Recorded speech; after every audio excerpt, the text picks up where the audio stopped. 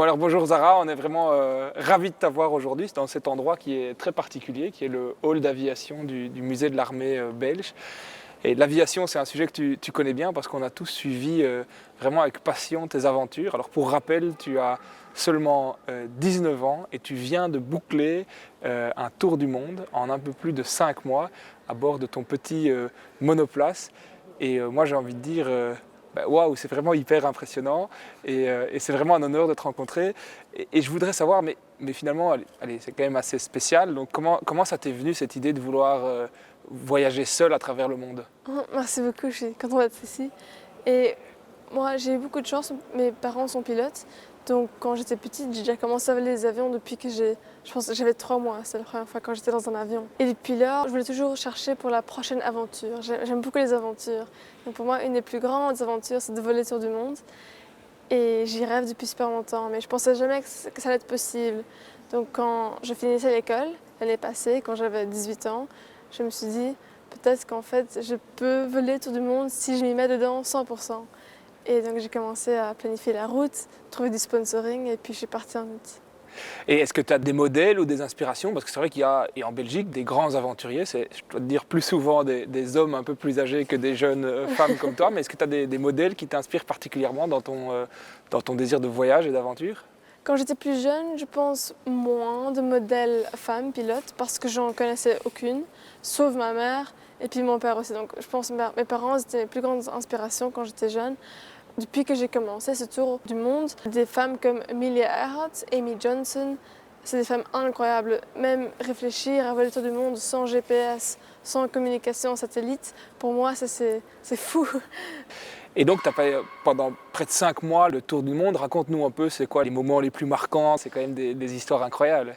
Il y avait beaucoup de challenges. En Alaska, où j'étais coincée là pendant 1 mois, il faisait déjà l'hiver, donc il faisait très froid, un vent très fort.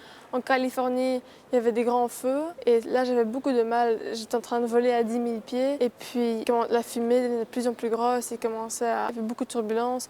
Et vers un moment où je ne savais plus rien voir, il y avait de la fumée partout. Dus na je vlieg rond de wereld, wat zijn de vooruitzichten voor de komend jaar voor jou?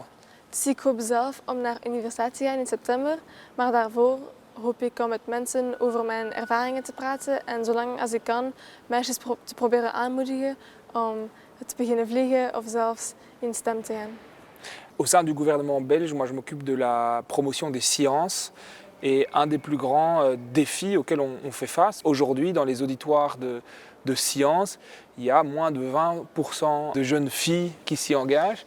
Est-ce que toi, étant dans un environnement très masculin, l'aventure, l'aviation, etc., ça t'a déjà posé des problèmes ou des questions? Est-ce que tu veux voir plus de jeunes filles qui s'y impliquent? Quand j'avais 13 ou 14 ans, j'avais beaucoup de mal. Tu ne veux pas être la seule fille qui aime bien les avions, tu ne veux pas être la seule fille qui aime bien les maths, qui veut devenir ingénieur. Et donc là, j'avais beaucoup de mal à accepter que c'était ma passion et dire aux gens que c'était ma passion. Mais maintenant que je suis plus âgée, je m'en fous un peu, j'ai plus de confiance et donc je suis très contente de dire ça. Mais c'est pour ça que je pense que c'est important d'avoir plus de femmes en sciences parce qu'alors les filles vont se dire en fait c'est normal si une fille va voler, si une fille va en mathématiques ou en sciences, c'est cool mais c'est pas spécial. Oui, c'est ça. C'est toujours la difficulté de paraître anormal ou de s'intéresser à des passions qui sont genrées parce qu'il n'y aurait que les garçons qui devraient s'intéresser à l'ingénierie, aux avions et être des aventuriers et pas des filles. Bah écoute, merci beaucoup et en tout cas vraiment bravo pour l'exemple que tu incarnes et finalement la preuve vivante, qu'on soit une fille ou un garçon, qu'on s'intéresse aux avions, à être explorateur, aux sciences, etc. Le tout est une question d'avoir des exemples qui tracent la voie et je suis sûr que pour beaucoup de jeunes filles en Belgique et ailleurs à l'international, tu es devenue une véritable icône et tu incarnes qu'il faut suivre ses passions, peu importe les modèles de genre qui les caractérisent. Donc merci beaucoup. Merci beaucoup. Merci à toi.